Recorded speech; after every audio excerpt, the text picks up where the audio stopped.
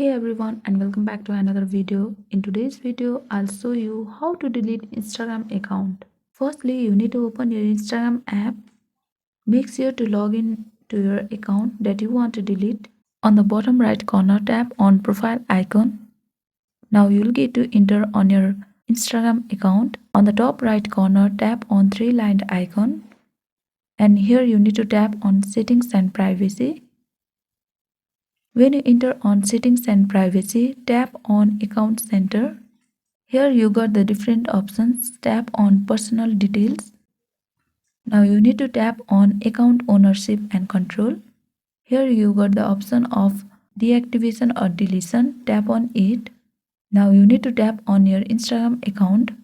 Here you got the two options. Tap on second one, delete account, and then tap on continue. Here you need to justify your reason why you want to delete your Instagram account. Let's tap on privacy concerns and tap on continue. Again you need to tap on continue. After that you need to enter your password and tap on continue. And you'll be asked, are you confirm you want to permanently delete your account? Tap on delete account.